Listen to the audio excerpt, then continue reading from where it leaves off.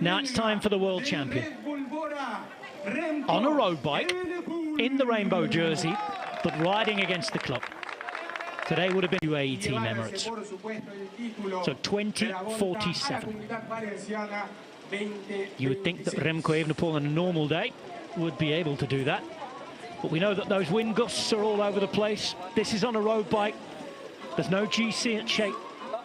How does Remco go here? We do know he likes a challenge, and look at how he means business.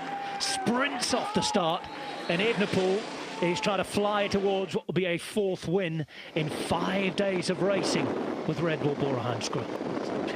Listening to the speaker across the line, we didn't get to Partner coming back on, but we just missed that crash. And with the fight for that small road as it was, it's understandable that was a stressful moment, and sadly there was a big crash which, yeah, a lot of riders suffered from. As we see Sheffield coming into the finish in his unrecognisable style, sorry. Well, this could be the fastest time at the finish so far. The time, and I can tell you that the timing equipment 2026, but I realise that's the year on the board that they're showing and not the timing across the finish line. I thought, flip it. Thank God it's not the year, I'd have missed a few. This is another contender for the fastest time, by the way, for Florent Vermeers. He was 9 seconds quicker at the intermediate check than his teammate. Check. Here is Vacek coming across the line. And we'll have to wait to see if he gets that time. That was a really special TT on the road bikes. Tell us a bit, what was the state of mind to start first? Well, that's the hardest question, I think. I don't know. I really don't know. I was not very motivated today after all happened. It's very difficult to focus, you know, when the last 2 hours before the start we are on the phone on a group chat trying to figure out what we're going to do. There should be a protocol, and it shouldn't be us deciding and talking 20 minutes before the start of the race. So this morning you were one of the ones saying that the race should go on. This now looks like it is Arne Marit. I've got time for that kit. It's the sprint kit in Valencia, obviously. Naturally, it's orange. And that is Arne Marit, who's second yesterday, that we saw a moment ago. We know, but there is no other way to hide that, I'm sorry.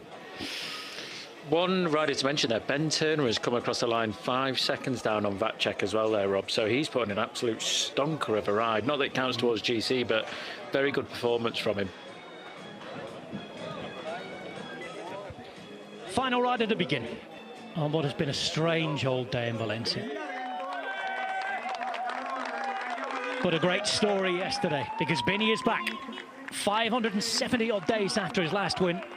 Binyam Girmay won on day 1 for NSN, and he can ride around. We'll see if Evenepoel can convert that into something solid at the finish line. And for Binyam at the minute, well, this wasn't ever going to be a day that he was going to be a... He probably said something that a lot of people who aren't involved within cycling would say, is why does somebody else not make the decision?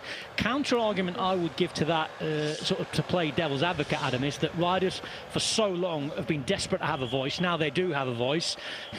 Now they do have a voice. It's not one voice. It's 160 voices all coming together, which each and every single one of them want one different thing. Even if there's one representative from each team, they want the GC to count, such as Bora, Red Bull Bora. They want the GC to... Yes, I think so. I think it's very difficult to determine who that can be and what that referee bases his rules on. Isn't there, like you say?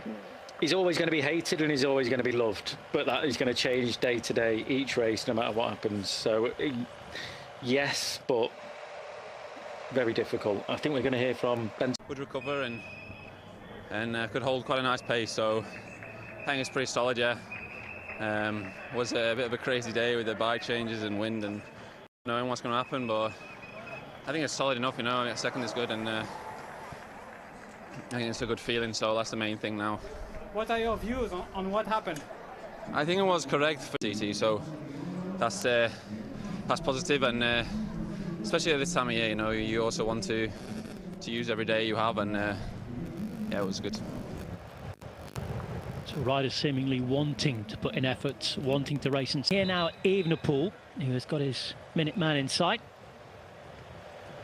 Evenepoel was the quickest at the intermediate check-up at Els Lags, 12:22, I think he said.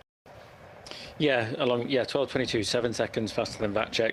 What they could do in this scenario, Rob, is if you don't want to count for the G, that's the main issue, is that they still could have gone for the times on GC today, regardless of road bike or TT bike.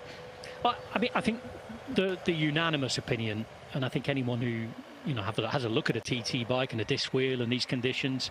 Okay, these guys can do that, so why isn't the GC time counted? So we shall see. He's on 19:21 at the minute, which is not far to go. I'm going to stress that has only come up on one of the two timing sites, though, unfortunately, at the moment. It looks as though he's about to get dressed and get lost, because I think he knows that his teammate is going to do it. There he says, slow down, Remco. Vlasov enjoying his time in the spotlight. Now then, it does look, if that time is correct, that Remco Evenepoel is going to win. So I got him down there.